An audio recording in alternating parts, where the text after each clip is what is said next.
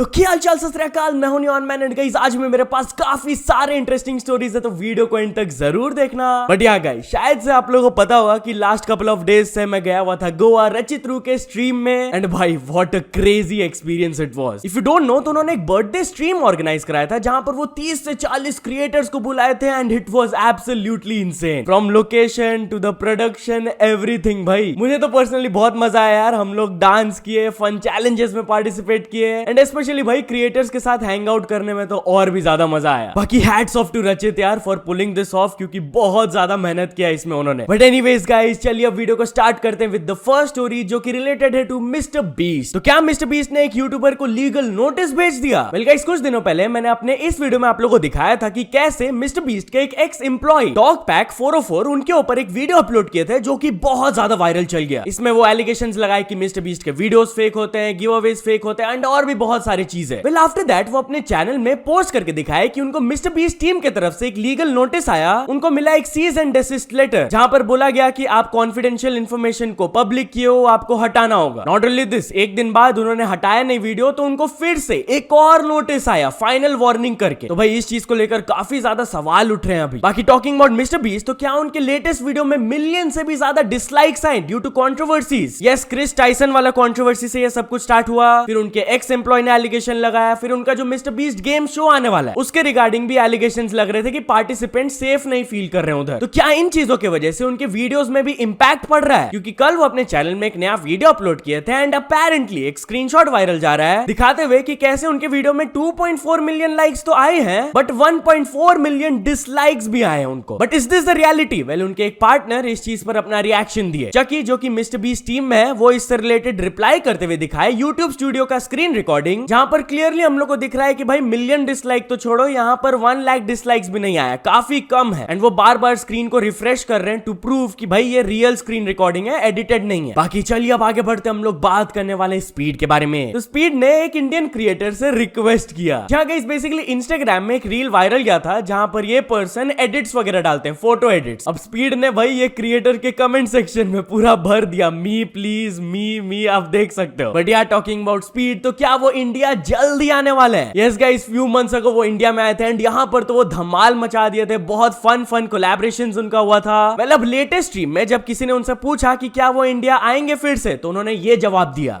to India. I'm coming back to India. I'm actually coming back to India, y'all. I have to do something in India, so I will be back there very soon, Chad, this year. Very soon. तो चलिए अब आगे बढ़ते हम लोग बात करने वाले Mannara Chopra versus love Kataria and Elvish Yadav के बारे में। तो क्या मनारा चोपड़ा ने लव कटारिया एंड एल्विश यादव को पोक किया? वेल गाइस, अभी तक तो आप लोगों को पता चल ही गया होगा कि बिग बॉस OTT 3 की विनर सना मकबूल बनी। बहुत सारे लोग स्टार्टिंग में एक्सपेक्ट कर रहे थे कि भाई लव कटारिया इसको जीत जाएंगे, बट फाइनलिस्ट बनने से जस्ट पहले उनको बाहर कर दिया गया हाउसमेट्स वोटिंग की वजह से। वेल उनके रिगार्डिंग मनारा चोपड़ा की तरफ से, जो कि बिग बॉस 17 की फाइनलिस्ट है, एक इनडायरेक्ट स्टोरी आया था, आप खुद देख लो। ये क्या बकवासबाजी हो रही है यार। Guys, just go and support and vote for real people. जो आपको, जिसको देख के मजा आया पूरे शो में, जिसने आपको एंटरटेन किया, जो आपको रियल लगा, नॉट दी जुगाड़ी पीपल जो जुगाड़ लगा के अंदर आए और फिर अपने दोस्तों की मदद से फाइनल तक वोटिंग करके जीतना चाहते हैं। What the hell is this, man?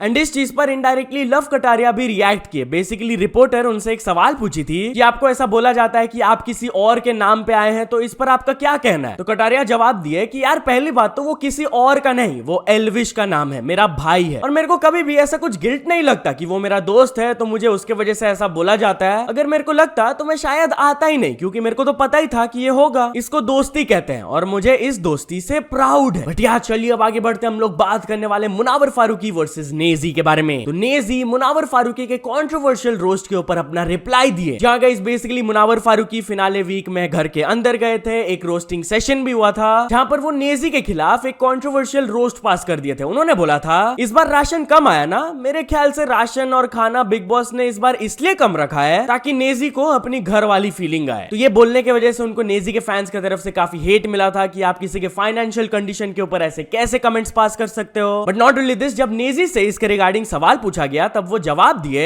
मुझे उनको कुछ बोलने का मौका नहीं मिला, वो बोल के निकल गए वहां से। अगर वो थोड़ी देर रुकते तो मैं उनको पूछता ऐसा मजाक क्यों किया। वो कॉमेडियन है, उनको मजाक करना था तो किया, उसको तो कर्मा ही देखेगा, मैं उसको माफ करता हूँ, मुझे कोई फर्क नहीं पड़ता है। बट आगे उन्होंने कहा कि थोड़ी ना समझी थी जो उसने किया, सही मिसाल सेट नहीं कर रहा है तू, कॉमेडियंस अपनी सीमा में रहकर मजाक करे तो अच्छा होगा। एनीवेज चलिए अब आगे बढ़ते, हम लोग बात करने वाले मनीषा रानी वर्सेस एल्विश यादव के बारे में। तो मनीषा रानी अपने एल्विश यादव कंट्रोवर्सी के बारे में बात की। Well guys, few months ago शायद से आप लोगों को याद होगा इन दोनों के बीच में कंट्रोवर्सी स्टार्ट हो गया था, जहां पर मनीषा ने एल्विश को अनफॉलो कर दिया था, फिर एल्विश भी उनको अनफॉलो कर दिए थे, फिर दोनों एक दूसरे के ऊपर रिप्लाई वीडियोस भी अपलोड किए थे अपने चैनल्स में। वेल इस कंट्रोवर्सी के बारे में बात की वो थगेश के लफड़ा सेंट्रल एपिसोड में, एंड उन्होंने ये कहा, मनीषा ने हाइप पाने के लिए एल्विश को अनफॉलो किया। नहीं, बिल्कुल नहीं। मुझे लगता है कि मेरा जो होता है, हम जो फील करते हैं, मेरे से इतना सोच के नहीं होता। हमको जो होता है तो हो जाता है, जो बोलना हो तो बोल देते, जिसको जो सोचना है सोचे, इतना दुनिया के बारे में नहीं सोचते हैं। तो एल्विश के साथ जो भी था, जो भी हुआ, चाहे दोस्ती में जो शायद उसकी तरफ से मेरी तरफ से, ऐसा कुछ हाइप का कोई सीन ही नहीं था। बस ये है कि अभी वो भी फेमस, हम भी फेमस, हम लोग कुछ भी करते हैं तो उसका बात बन जाता है, चर्चा होता है। तो चलिए अब आगे बढ़ते, हम लोग बात करने वाले हैं सौरभ जोशी के बारे में। तो क्या सौरभ जोशी को एक यूट्यूबर ने एक्सपोज कर दिया? वेल बेसिकली सौरभ जोशी एक दिन पहले अपने चैनल में एक व्लॉग अपलोड किए थे जिसको लेकर सवाल उठ रहे हैं कुछ, उनके कमेंट सेक्शन में इसके बारे में बात चल ही रहा था, एंड श्रेय वाइटी भी इसको पॉइंट आउट करते हुए अपने इंस्टाग्राम स्टोरी में ये अपलोड किए। तो मैंने अभी सौरभ का व्लॉग देख रहा था एंड तुम्हें एक चीज दिखाता हूँ, ये सुनो। पीयूष कुनाली शायद तो सो रहे हैं बिकॉज स्कूल की छुट्टी है उनकी, तो अब वो स्कूल की छुट्टी है उनकी, ठीक है। यहाँ देखो क्या बोलता है, तो अब चलते हैं बाहर, पीयूष स्कूल से आ चुका होगा।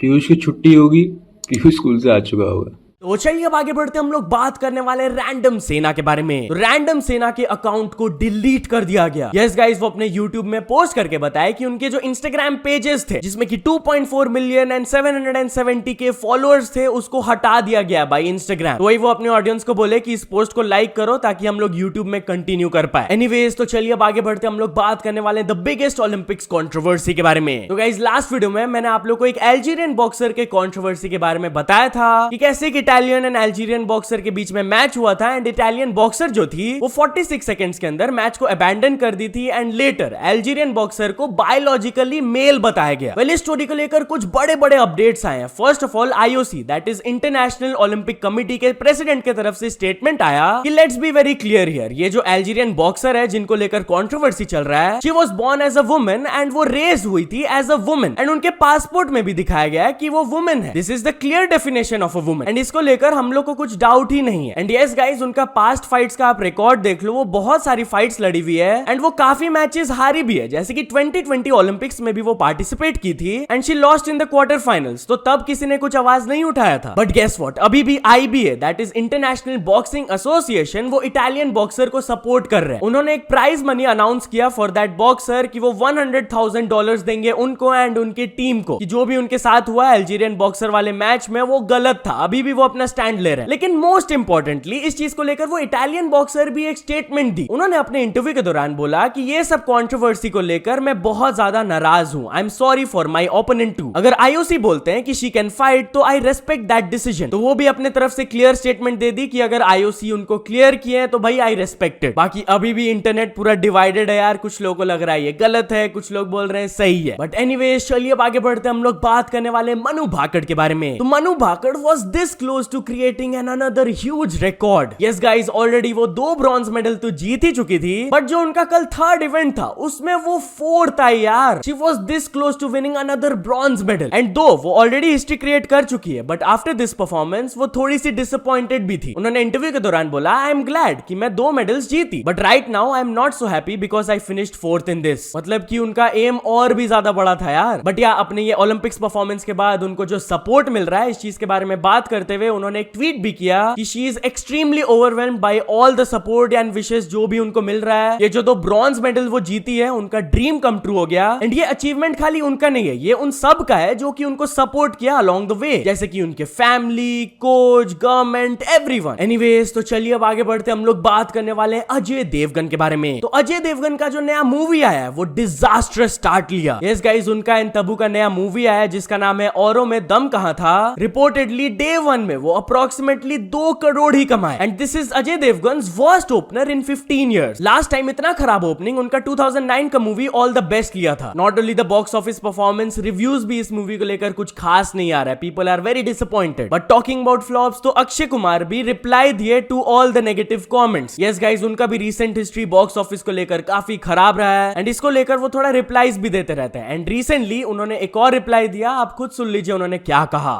किसी ने, कोई एक जर्नलिस्ट ने लिख भी दिया, but don't worry you will be back. अरे मैं उसको फोन करके बोला, भाई तू ये क्यों लिख रहा है? बैक मतलब गया कहाँ हूँ?